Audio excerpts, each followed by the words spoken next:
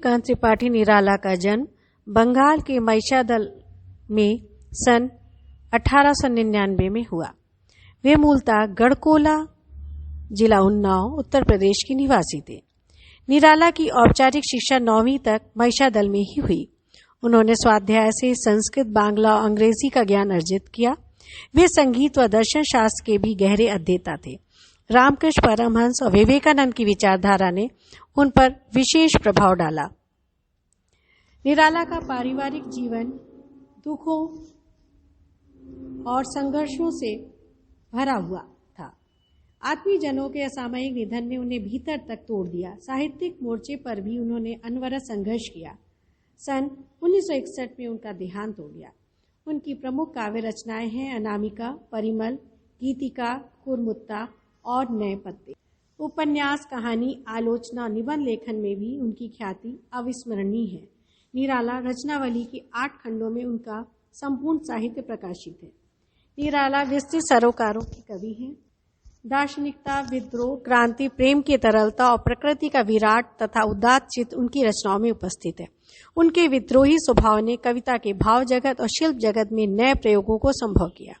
छायावादी रचनाकारों में उन्होंने सबसे पहले मुक्त छंद का प्रयोग किया। शोषित, उपेक्षित, पीड़ित व प्रताड़ित जन के प्रति उनकी कविता में जहां गहरी सहानुभूति का भाव मिलता है, वहीं शोषक वर्ग और सत्ता के प्रति प्रचंड प्रतिकार का भाव भी।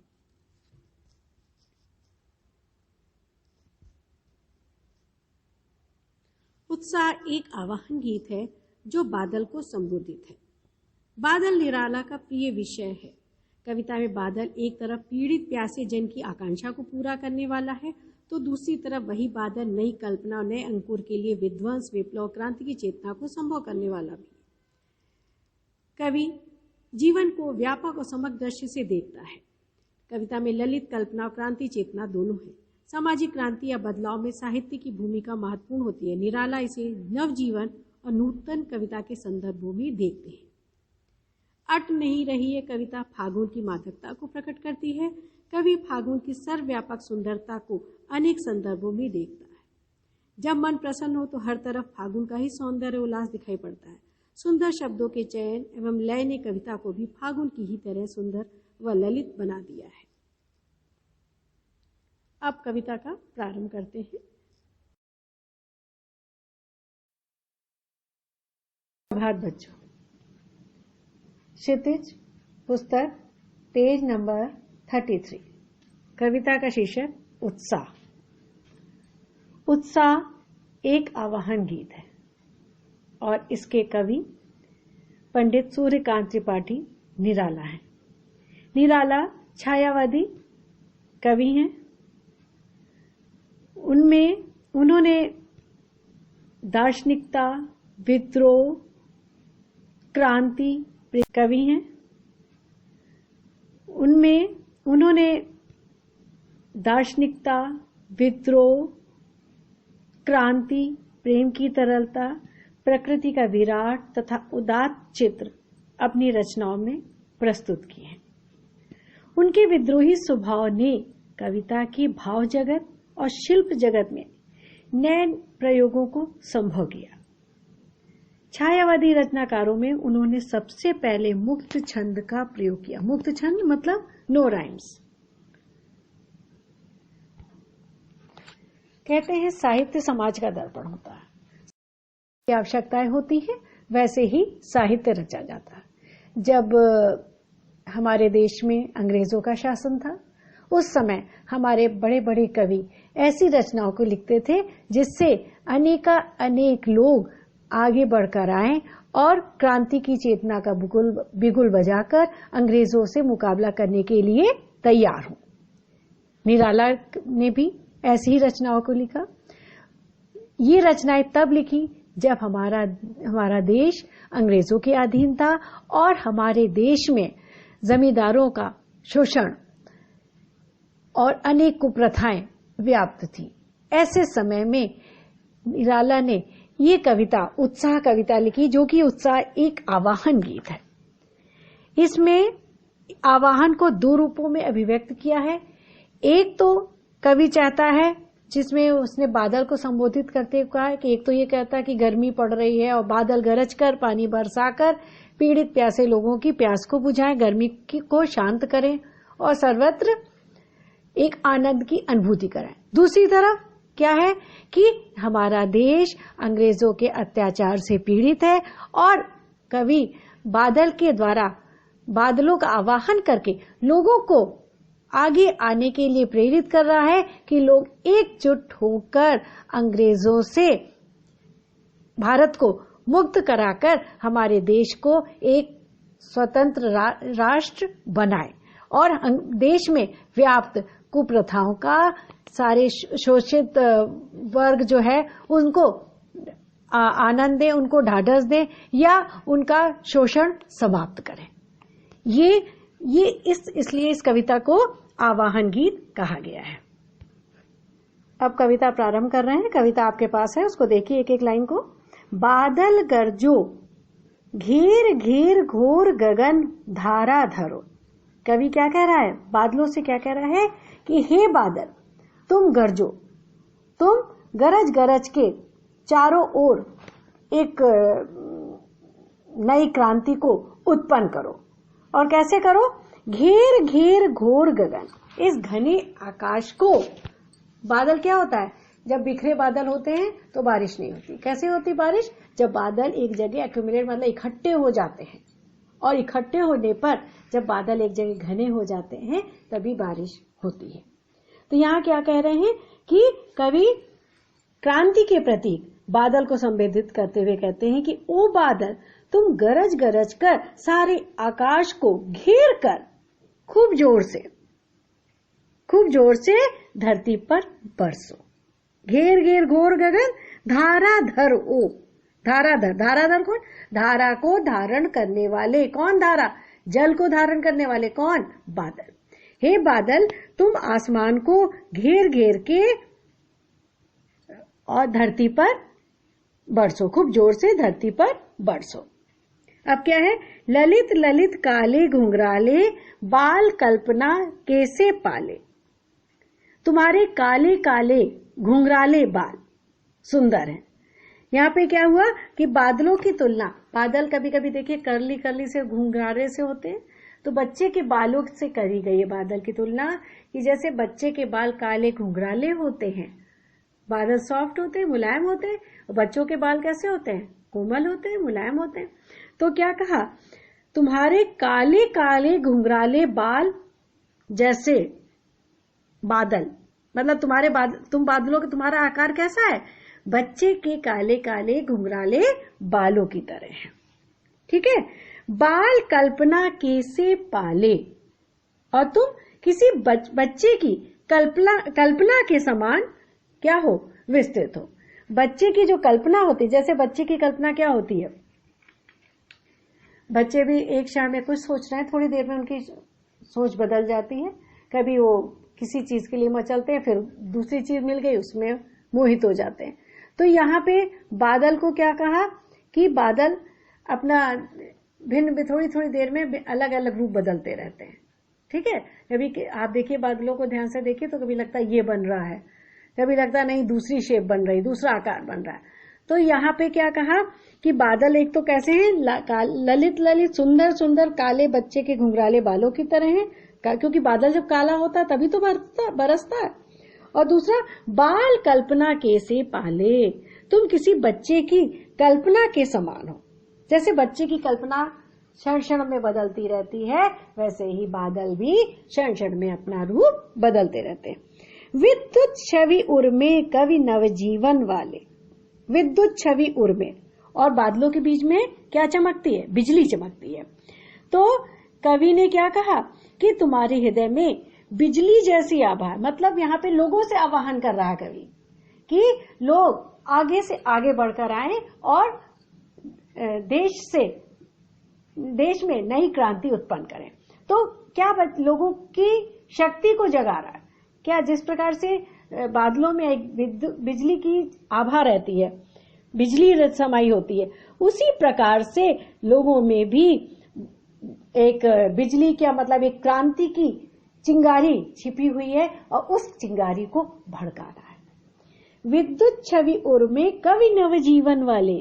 कवि क्या कह रहा है कि तुम नया जीवन देने वाले हो। यहाँ पे जैसे यहाँ पे क्रांति से रिलेटेड हुआ, अगर क्रांति के संबंध में हम देखें कि नया जीवन देने वाले मतलब अगर लोगों के अंदर क्रांति उत्पन्न होगी तभी उनको देश से अंग्रेज हटेंगे और उन्हें नया जीवन मिलेगा। यहाँ दूसरी तरफ ये देख लीजिए कि लोग भीषण गर्मी से व्याकुल हैं, बार बार टकटकी लगा के आसमान की ओर देख रहे हैं, और जब बादल बरसते हैं तो लोगों में नए जीवन का संचार होता है, उन्हें नया जीवन मिलता है। तो ये दोनों तरह से अर्थ हो गए। तो क्या कह रहे हैं कि विद्युत छवि उर्मे कवि नवजीवन वाले, वज्र छिपा नूतन कविता फिर भर दो बादल गरजो। और तुम्हारे मन में वज्र के समान कठोर शक्ति समाई हुई है। मतलब बादल अपनी वज्र जैसी शक्ति, यहाँ जो बिजली है, बिजली की कड़क से जब बारिश होगी तो खूब तेज होती है। तो क्या कह रहे हैं कि वज्र छिपा है, तुम्हारे अंदर वज्र के समान शक्ति है, और उस शक्ति को, उस गर्जना से तुम क्या है, नूतन कविता फिर भर दो। एक नई कविता जैसी शक्ति का संचार सभी के तन मन में कर दो। नई कविता मतलब क्या है, जैसे नई कविता जो होती है, कैसी कविता है, उत्साह बढ़ाने वाली। वो कविता पढ़ के लोग अधिक से अधिक उत्साह बढ़ जाता है लोगों का, और आगे निकल के आएंगे।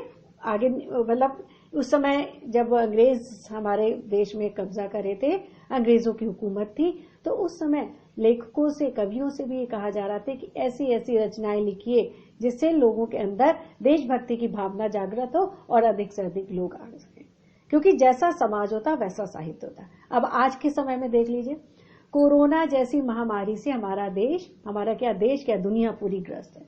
अब देखिए टीवी पे भी ऐसे ऐसे स्लोगन्स आ रहे हैं कि पुलिस वाले भी देखा होगा आपने टीवी में कि ये लोग गा रहे हैं कि मतलब ऐसे बार बार उनको संदेश दिया जा रहा है कि घर में रहें, घर से बाहर ना निकलें।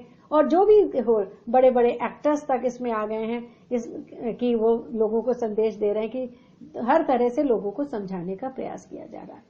इस समय क्या देश में क्या कोरोना का संकट है, इसलिए कोरोना से लड़ने के लिए लोगों को संदेश दिया जा रहा है। मतलब जैसा जो भी समाज की आवश्यकता होती है वैसे ही साहित्य की रचना की जाती है। आगे है, विकल विकल उन्मन थे उन्मन, विश्व के निदाग के सकल जन। इन पंक्तियों में कवि क्या कह रहा है कि विकल विकल उन्मन थे उन्मन, माने लोग, संसार के सभी लोग गर्मी के कारण बहुत व्याकुल और अनमने से हो रहे थे। मतलब विकल विकल माने व्याकुल थे, विकल माने व्याकुल, और उन्मन थे उन्मन। उन्मन माने अनमने से थे, उन्मन माने वे मन, दो बार आया, उन्मन थे उन्मन माने अनमने से हो रहे थे। कौन? वो सारे मन, किसके? लोगों के मन व्याकुल से हो रहे थे, अनमने से हो रहे थे। विश्व के निदाग के सकल जन, विश्व माने संसार के, सकल सारे लोग, सकल माने सारे, जन माने लोग, निदाग माने गर्मी से। लोग, संसार के सभी लोग गर्मी के कारण व्याकुल थे, और विकल विकल माने व्याकुल थे, और उन्मन थे। उन्मन माने वे लोग अनमने से हो रहे थे, उन्मन सारे मन, उन्मन थे माने उन्मन माने अनमने से हो रहे थे। आए अज्ञात दिशा से अनंत के घन, और ऐसे समय में जब चारों ओर लोग व्याकुल परेशान हो रहे थे। यहाँ तरफ दूसरी तरफ देख लीजिए कि अंग्रेजों के अत्याचार से या समाज में फैली हुई बुराइयों से, कुरीतियों से, लोगों के शोषण से लोग व्याकुल थे, परेशान थे, और इससे बचने का उपाय जान रहे थे। दूसरी तरफ ये अर्थ हुआ। फिर इसमें क्या हुआ? आए अज्ञात दिशा से अनंत के घन। इन पंक्तियों के द्वारा कवि बादल को क्रांति का प्रतीक मान रहा है। क्या कह रहा है? हे बादल, तुम न जाने कौन सी दिशा से अचानक आकर बरसे और अपने शीतल जल से इस तपती धरती को शांत कर दिया। आए अज्ञात दिशा से अनंत के घन, अचानक किसी दिशा से, मतलब कौन सी अनजानी दिशा से, किस दिशा से तुम आए? अनंत के घन, अनंत माने आसमान के घन, घन माने बादल। हे आसमान के बादल, तुम कहां से, कौन सी दिशा से अचानक आकर बरस गए। तप्त धरा जल से फिर शीतल कर दो, और तुमने तपती हुई धरती को जल से, अपनी जल से फिर से शीतल कर दिया है। माने तो जो लोग परेशान हो रहे थे, गर्मी से परेशान थे, उस तुमने जल बारिश करके अपने शीतल जल से उनकी गर्मी को शांत कर दिया है। समझ में आ गया पूरा। यहाँ पे आपका कहेंगे कि बादल पे मानवीकरण अलंकार है, ठीक है। बादल का मानवीकरण किया गया, इस कविता में मानवीकरण अलंकार है। और यहाँ पे ये देखिए उपमा अलंकार की छटा है, बाल कल्पना के से पाले, के बाल कल्पना के समान पाले, तो ये आपका उपमा अलंकार है। क्लियर हुआ, समझ में आ गया। आगे पढ़ रहे हैं। दूसरी कविता है आपकी अट नहीं रही है। अट नहीं रहे कविता में निराला जी ने मानवीकरण अलंकार का प्रयोग करते हुए फागुन मास की, वसंत की, फागुन मास में जो वसंत की शोभा होती है उसका बड़ा ही सुंदर वर्णन किया है। मतलब प्रकृति नए पत्तों से, फूलों से शोभायमान है। हरियाली का वातावरण एक अनुपम दृश्य की उत्पत्ति कर रहा है। मतलब एक चारों ओर सौंदर्य ही सौंदर्य व्याप्त है, और इस दृष्टि कवि जो है इस सौंदर्य से अपनी दृष्टि को नहीं हटा पा रहा है। वैसा ही वर्णन कवि ने किया। अट नहीं रही है आभा फागुन की तन सट नहीं रही है। अट नहीं रही है मतलब क्या कवि कह रहा है कि फागुन मास में इतनी अधिक सुंदरता दिखाई दे रही है कि उसकी शोभा अट नहीं रही है। अटना मतलब उसमें समाना पूरा। जैसे आप कोई चीज को किसी बोतल में कहते ना, मम्मी आपकी बोलेंगी कि इस बोतल में सामान भर दो, इस डिब्बे में सामान भर दो, तो अगर वो डिब्बे में वो सामान पूरा नहीं आ रहा, ऊपर रह गया, तो आप क्या कहेंगे, उसमें अटा नहीं है। तो यहाँ पे क्या हुआ कि फागुन मास में वसंत के कारण चारों ओर इतनी अधिक शोभा है कि वो शोभा, जैसे हम सुंदर दृश्य देखते हो आंख बंद कर लेते हैं कि उसको अंदर अपने अंदर समा लें, लेकिन वो ये शोभा इतनी अधिक है कि वो मन में नहीं समा पा रही है। तो वही क्या कह रहा है कवि कि उस वसंत की शोभा फागुन मास में इतना अधिक सुंदरता दिखाई दे रही है कि उसकी शोभा तन में नहीं समा रही है। आभा फागुन की तन सट नहीं रही है, मतलब सौंदर्य, जो फागुन मास का जो सौंदर्य है वो तन में नहीं समा रहा। तन मन दोनों उस सौंदर्य से इतना अधिक अभिभूत है, इतना अधिक प्रभावित है। अभिभूत मतलब प्रभावित है कि वो सौंदर्य को अपने अंदर नहीं समा पा रहा है। कहीं सांस लेते हो घर घर भर देते हो, उड़ने को नभ में तो पर पर कर देते हो, और चारों ओर सुगंध का फूल खिले हैं, उनकी सुगंध व्याप्त है। तो अगर सांस लेते हैं तो चारों तरफ सुगंधी सुगंध फैल जाती है। उसकी सुगंध से क्या होगा कि कहीं सांस लेते हो घर घर भर देते हो, माने चारों तरफ सुगंध इतनी अधिक व्याप्त है कि चारों तरफ सुगंधी फैली हुई है, और सांस लेते हो तो सारी सुगंध अंदर समाई जा रही है। फिर उड़ने को नभ में तुम पर पर कर देते हो, उसकी सुगंध मतलब फूलों की सुगंध, बसंत फागुन मास की सौंदर्यता, उसके नए नए फूलों की सुगंध, जो फूल हैं उनकी सुगंध से चारों तरफ पक्षी जो हैं वो पंख फड़फड़ाने लगते हैं। क्या, उड़ने को नभ में तुम पर पर कर देते हो। यहाँ पे क्या हुआ कि वसंत, फागुन मास वसंत के बाद आता है। वसंत में चारों ओर प्रकृति में नए नए परिवर्तन, नए नए फूल पत्ते सब दिखाई देते हैं। तो यहाँ पे कवि क्या कह रहा है कि इतना अधिक सौंदर्य व्याप्त है, और आसमान में पक्षी कलरव करते, कोयल बोलती है। यहाँ पे कवि का मन रूपी पक्षी भी क्या कहा कि कहीं सांस लेते हो घर घर भर देते हो, उड़ने को नभ में तुम पर पर कर देते हो।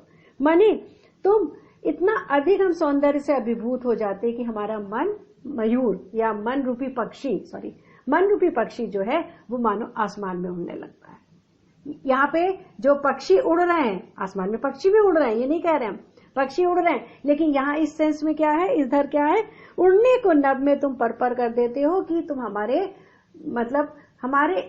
मन में एक पंख से लगा देते हो, हमारा मन उड़ने लगता है। ये मतलब हुआ।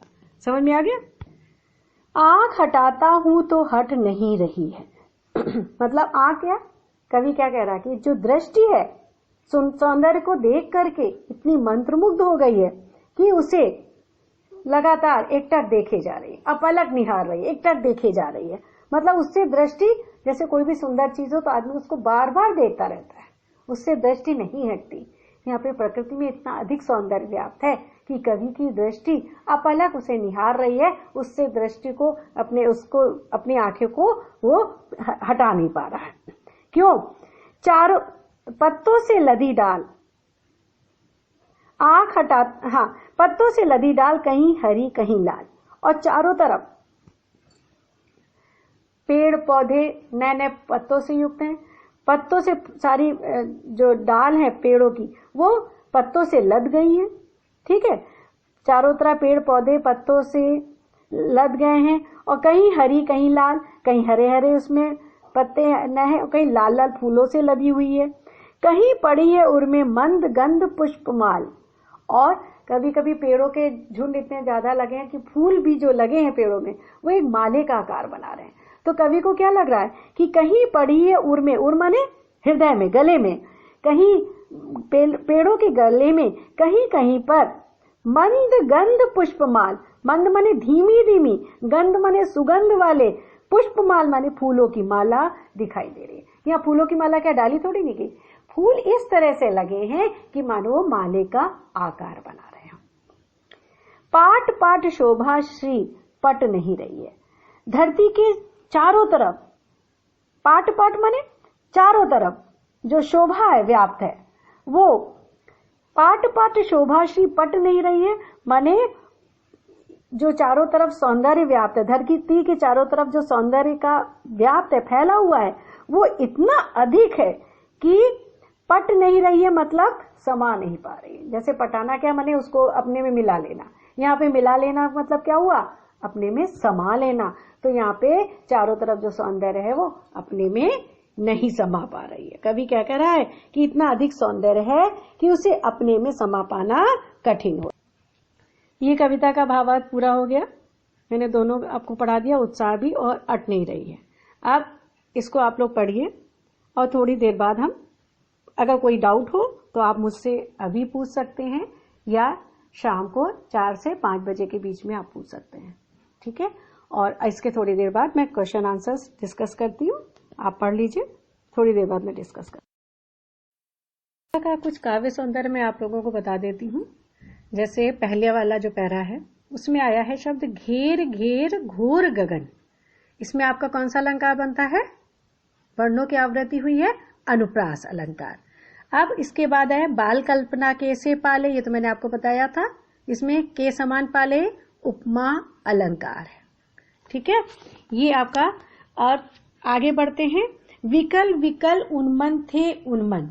विकल विकल में आपका शब्द बार बार आया है, इसलिए पुनरुक्ति प्रकाश अलंकार है। विकल विकल उन्मन थे उन्मन, ये आपका पुनरुक्ति प्रकाश अलंकार है विकल विकल में। और आए अज्ञात दिशा से, इसमें अनुप्रास अलंकार है, आवरण की आय हुई है, आवृत्ति हुई है। तप्त धरा जल से फिर शीतल कर दो, इसमें तप्त धरा जल से, इसमें आपका देखिए ये विलोम शब्द परस्पर आए हैं। तब धरा कैसी है, तप्त है, और शीतल कर दो, इसमें विलोम शब्द आया है। ठीक है, अब अट नहीं रही कविता में आपका आया है, प्रयोग हुआ है शब्द मंद गंध पुष्पमाल। देखिए मंद गंध पुष्पमाल, अट नहीं रही कविता में सेकंड पैरा की थर्ड लास्ट लाइन, मंद गंध पुष्पमाल। यहाँ पे मंद गंध पुष्पमाल में रूपक अलंकार है, मंद गंध वाली फूल रूपी माला। ठीक है, ये आपका मंद गंध पुष्पमाल में रूपक अलंकार है। पाट पाट शोभाश्री, पाट पाट में पुनरुक्ति प्रकाश अलंकार है। अब मैं प्रश्नोत्तर डिस्कस कर रहूंगी। प्रश्नोत्तर डिस्कस करने के लिए आप लोग ध्यान रखिएगा कि कुछ शब्द पहले मैं उसको समझाऊंगी, उसके बाद जो बोलूंगी वो आप आंसर लिखिएगा। मतलब पहले मैं समझाने के लिए उसको नहीं लिखना है कॉपी में, जब मैं बाद में बोलूंगी वो आप लोगों को लिखना है। समझे बिना आंसर्स नहीं लिख सकते हैं, इसलिए पहले समझाना जरूरी है।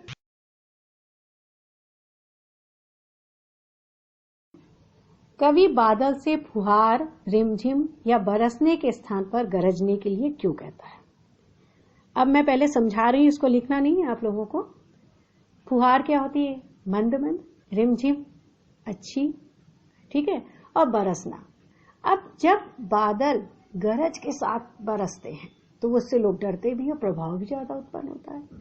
यहाँ पे कवि उस समय जब देश हमारा आजाद नहीं था, अंग्रेजों के खिलाफ, अंग्रेजों की हुकूमत में था, अंग्रेज हमारे पर तरह तरह के अत्याचार करते थे, जमींदारी प्रथा था, नई कई कई कुप्रथाएं हमारे देश में व्याप्त थी। ऐसे समय में एक नई क्रांति की आवश्यकता थी, जब लोग चारों ओर पीड़ित थे। जैसे आज की घटना, अब आजकल का समय देख लीजिए, सारे लोग कोरोना से पीड़ित हैं। अभी अभी प्रधानमंत्री जी का संदेश आया कि आप लोग रात में, संडे को रात में 9 बजे सारी लाइटें जलाएं। अब क्या लाइट से क्या कोरोना चला जाएगा? नहीं। मतलब क्या है कि लोगों के अंदर अपने शब्दों के द्वारा उन्होंने उत्साह भरा है और लोगों को एकजुट कर रहे हैं। जब सब एकजुट हो जाएंगे, एक ही बात को फॉलो करेंगे कि लाइट जलाना है 9 बजे, लाइट बंद कर देना है, और क्या जलाना है? दिए जलाने हैं या मोमबत्ती जलानी है, जो भी उन्होंने कहा है वो जलाना। तो क्या होगा? सबके अंदर एक नया उत्साह होगा और किसी भी कार्य को पूरा करने के लिए देशवासी या लोगों में उत्साह की जरूरत होती है। और जब हमारा देश, अब बादल कविता पे आ जाते हैं, उत्साह कविता पे हम आ जाते हैं। जब हमारा देश अनेक अत्याचारों से ग्रस्त था, लोग पीड़ित थे, ठीक है, तब उस समय एक क्रांति की आवश्यकता थी। ऐसी क्रांति जो लोगों के अंदर उत्साह उत्पन्न करे और लोग अधिक से अधिक आगे बढ़ के आए। इसलिए, और इसके लिए क्रांति कैसे व्यक्त की जाएगी? गरज के, मतलब धीमा बरसेगा, बादल का कोई इफेक्ट नहीं होता, बादल धीमी धीमी बारिश होती, लोग कोई बात नहीं होती लेकिन जब तेज बारिश होती है, बिजली की चमक के साथ होती, गरजने के साथ होती है, तो लोग थोड़ा सा डर जाते हैं। तो यहाँ पे क्या है कि लोग धीमे धीमे क्रांति नहीं हो जाए, बल्कि एकजुट होकर अपनी आवाज को बुलंद करें। अब ये आपको हमने समझा दिया। अब जो आपको कॉपी में लिखना है वो ये सुन लीजिए। कवि समाज में क्रांति और उत्साह की भावना का संचार करना चाहता है। वो समाज में परिवर्तन एवं नवजीवन लाना चाहता है। इसके लिए वो बादल को क्रांति का सूत्रधार मानते हैं। उसके माध्यम से जोश, उत्साह, पौरुष का संचार करना चाहते हैं। बादल के गरजने से ही क्रांति का संदेश जन जन तक पहुंचेगा। बादल का बरसना उसके शांत रूप का प्रतीक है, जबकि वो बादल के गरजने के साथ क्रांति की चेतना को जागृत करना चाहता है। इसलिए वो बादल से बरसने के स्थान पर गरजने की को कहते हैं। दूसरा प्रश्न है, कविता का शीर्षक उत्साह क्यों रखा है? सूर्यकांत त्रिपाठी निराला ने कविता का शीर्षक उत्साह इसलिए रखा है क्योंकि एक आवाहन गीत है। कविता में बादल एक पीड़ित प्यासे जन की आकांक्षा को पूरा करने वाले हैं, तो दूसरी तरफ वही बादल नई कल्पना और नए अंकुर के लिए विध्वंस, विप्लव और क्रांति चेतना को संभव करने वाले हैं। आवाहन गीत उत्साह का प्रतीक है। बादल की गर्जना व क्रांति की चेतना लोगों में उत्साह का संचार करती है।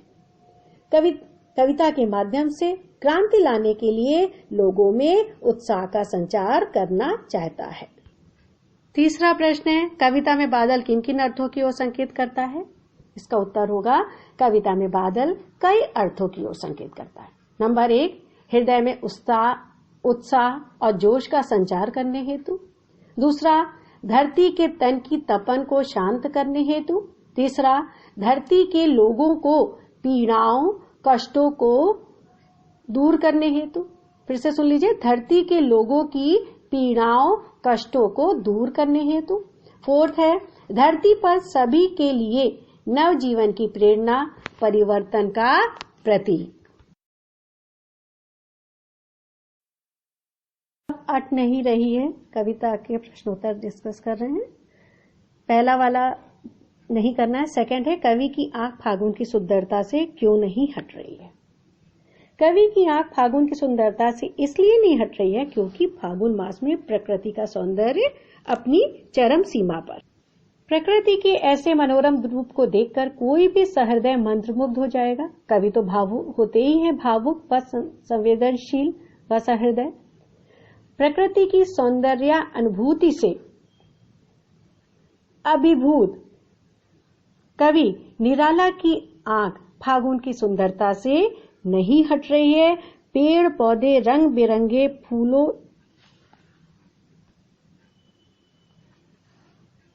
एवं पल्लवों से लग गए हैं। शीतल मंद सुगंध पवन सुहावने मौसम की सृष्टि कर रही है। सर्वत्र प्रफुल्लता, उल्लास एवं उत्साह का वातावरण है। फागुन के आगमन से प्रकृति नव जीवन से भर उठी है। ऐसे में कवि फागुन की सुंदरता से अपनी आंख नहीं हटा पा रहा है। नेक्स्ट क्वेश्चन, प्रस्तुत कविता में कवि ने प्रकृति की व्यापकता का वर्णन किन रूपों में किया है? व्यापक, पहले हम एक बता दे रहे, अभी लिखिएगा नहीं। व्यापकता का मतलब क्या होता है? फैला हुआ। प्रकृति की व्यापकता माने प्रकृति का फैला हुआ सौंदर्य। अब आप समझिए, उत्तर अब बता रहे हैं। प्रस्तुत कविता में कवि ने प्रकृति की व्यापकता का वर्णन अनेक रूपों में किया है। पहला, प्रकृति का सौंदर्य सर्वत्र छलकता हुआ दिखाई देता है। दूसरा, कहीं सांस लेता हुआ तो कहीं आकाश में उड़ता हुआ दिखाई देता है। तीसरा, कहीं पेड़ पत्तों और फूलों से लदे हुए अपने सौंदर्य को स्वयं में समेट नहीं पा रहे। इसका भाव यह है कि मानव हृदय इतना प्रसन्न है, अपनी सौंदर्यानुभूति को समेटने में असमर्थ है। ये प्रकृति की व्यापकता का प्रमाण है। नेक्स्ट क्वेश्चन, फागुन में ऐसा क्या होता है जो बाकी ऋतुओं से भिन्न है? फागुन मास में प्रकृति का सौंदर्य अपनी चरम सीमा पर होता है। फागुन मास वसंत ऋतु का स्वागत मास है। ये समय सर्दी व गर्मी का संधि काल होता है। चारों तरफ हरियाली का वातावरण है। पेड़ पौधे रंग बिरंगे फूलों एवं पल्लवों से लग गए हैं। शीतल मंद सुगंध पवन सुहावने मौसम की सृष्टि कर रही है। सर्वत्र प्रफुल्लता, उल्लास एवं उत्साह का वातावरण है। फागुन के आगमन से प्रकृति नव जीवन से भर उठी है। उसका अनुपम सौंदर्य ही है जो उसे अन्य ऋतुओं से भिन्न बना देता है। अब ये सारे प्रश्न उत्तर मैंने डिस्कस कर दिए हैं, बता दिए हैं आप लोगों को। अब इसको आप लोग पाठ को पहले पढ़िए, उसकी व्याख्या समझिए, भावार्थ समझिए और प्रश्न उत्तर को अपनी कॉपी में लिखिए। अगर आपको भावार्थ में या प्रश्न उत्तर में किसी में कोई डाउट हो तो कृपया करके मुझसे पूछ लीजिए। अभी टाइम अगर ओवर हो जाता है तो आप बाद में मुझसे पूछ सकते हैं 4 से 5 बजे के बीच में। धन्यवाद।